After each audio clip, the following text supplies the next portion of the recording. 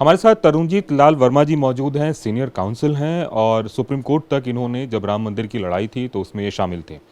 अब हम इनसे बात इसलिए कर रहे हैं क्योंकि जो बाय लॉज है राम जन्मभूमि तीर्थ क्षेत्र का, उस बाय लॉज का वायलेशन हुआ है। क्या वायलेशन हुआ है ये खुद उनसे जानने की कोशिश करते हैं। सर, आपने पूरी डीड पढ़ी है, आपको क्या लगता है किन किन चीज़ों का वायलेशन हुआ जिसकी वजह से आज ये स्थिति उत्पन्न हुई है?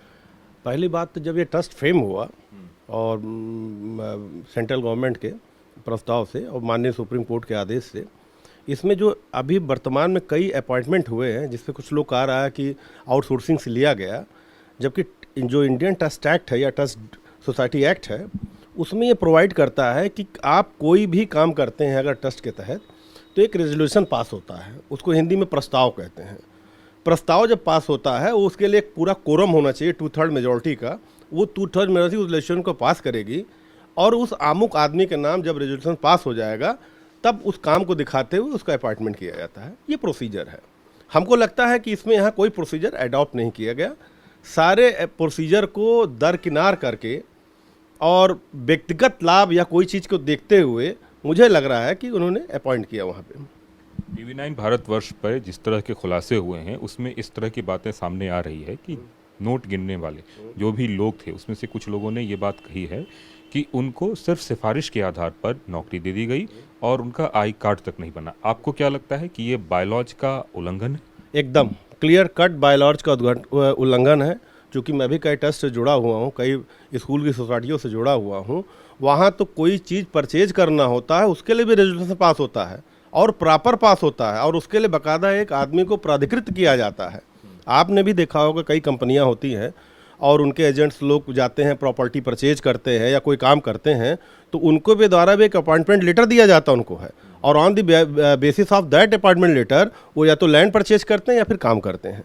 तो मेरा मानना है कि इसमें सारे जो कानून नियम थे उसको दरकिनार करके ट्रस्ट क्षेत्र ने इसको लिया है। अभी हम एक FIR की बात कर रहे हैं जो तीर्थ क्षेत्र की तरफ से FIR करवाया गया है, उसमें कई नामों के आगे अज्ञात है, उसके पीछे क्या वजह लग रही है? अब ये तो बहुत ही आश्चर्यजनक विषय है। एक तो टुन्नू यादव है, उनके नाम के आगे श्री लिखा है तो अजीब सा लगता है कि श्री लगा हुआ है, इतना इज्जत दी जा रही है और किसी के पिता का नाम नहीं पता है, ये और आश्चर्य का विषय हमको लगता है। तो इसमें कुछ तो है और लगता है कि कुछ कोई बड़ी चीज़ है, जो बड़ा व्यक्ति या बड़ा मछली जो प्रशासन पे एक अदृश्य प्रभाव बना के हर चीज़ को ब्लॉक करने की कोशिश कर रहा है। इसके पीछे की वजह आपको क्या लगती है कि क्या किसी का आई कार्ड नहीं होना या प्रॉपर वेरिफिकेशन नहीं होना जिसकी वजह से उसका नाम, पता, एड्रेस, पिता का नाम FIR में मौजूद नहीं है, ये हो सकता है या फिर कुछ और? नहीं, इसकी वजह यह है कि इस केस को किसी भी कीमत पे हल्का करना है। बहुत सीधी सी बात है कि अगर आपके घर चोरी होती है और माल बरामद अगर मेरे घर से होता है तो आप तुरंत रिकवर करके उसकी इन्वेंट्री बनाएंगे और तुरंत एक FIR लॉन्च करेंगे। इस केस में ऐसा नहीं हुआ। तो मेरा कहने का मतलब है कि कुछ एक ऐसा चीज़ है, आप कागज़ में ही देख लीजिए कि बचाने की कोशिश की जा रही है। आपको लगता है कि जो भी अपॉइंटमेंट हुआ उसका एक प्रॉपर आई कार्ड बनना चाहिए था, जो आई कार्ड नहीं बना जिसकी वजह से भी इस तरह के भाई भतीजाबाद और तमाम तरह की चीज़ें हुई? निश्चित है, जिस अपॉइंटमेंट एक प्रॉपर प्रक्रिया होनी थी। मेरा मानना है कि इसमें किसी 2-1 आकर नाम देना जो ट्रस्टियों का वो गलत है। इसमें सारी ट्रस्टी इन्वॉल्व मैं मानूंगा। क्यों कि अगर वो ट्रस्ट में थे और उनको भगवान ने, कहा जाता है कि सर देख के सरदारी मिलती है, और भगवान ने उनको दिया अगर भार और अगर उसको देख नहीं रहे वो हैं तो सबसे बड़ा अपराध वो लोग भी कर रहे हैं। तो मेरा कहना कि 15 ट्रस्टी में जैसे 5 एडमिनिस्ट्रेटिव हैं, 10 वो हैं, तो 15 के ऊपर केस बनता है। और एक बात और मैं आज आपको बता दे रहा हूँ, बहुत इंपॉर्टेंट बात। आपने केस सुना होगा इस्माइल फारूकी का केस, जो वर्डिक्ट आया था कॉन्स्टिट्यूशनल बेंच का, वो 5 जजेस बेंच का कॉन्स्टिट्यूशनल बेंच का आया था 24/10/94 को। उसका पैरा 59 आप देखिएगा, उसमें ये कहा गया था कि भविष्य में कभी कोई जीतता है कोई पक्ष तो जब ट्रस्ट फेम होंगे, ऑर्डिनेंस जो आया है, यानी ऑर्डिनेंस कौन, 33/93, यानी ऑर्डिनेंस के लागू होने के बाद का ही व्यक्ति कोई भी ट्रस्ट का इसमें मेंबर होगा।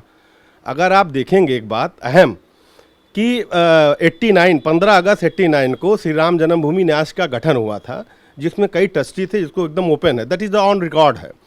मेरा कहने का मतलब है कि ये जो तीर्थक्षेत्र है ये इलीगल तीर्थक्षेत्र है। ये खुद ही वॉल्यूशन कर रहा है सुप्रीम कोर्ट के आदेश की मंशा का।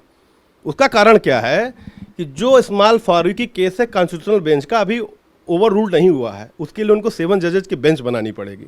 और वो पैरा 59 या मेरे ख्याल से 101 और पैरा 59 के बीच में एक क्लॉज है कि अगर कोई ट्रस्ट फेम होता है तो वो ट्रस्ट पूर्व में, यानी जनवरी 93 के पूर्व का कोई भी ट्रस्ट का व्यक्ति भारत वर्ष में कहीं का होगा, उसको इसमें मेंबर नहीं लिया जाएगा।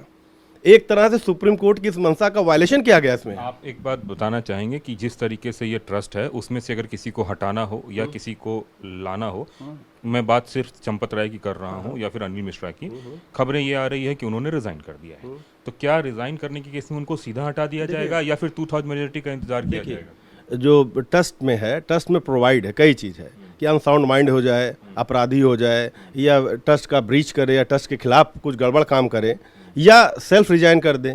तो इसमें तो एक क्लास आई गई कि सेल्फ रिजाइन कर रहे हैं, उसका वेट किस बात का हो रहा है? हमको कहना कि इनको हटाएं।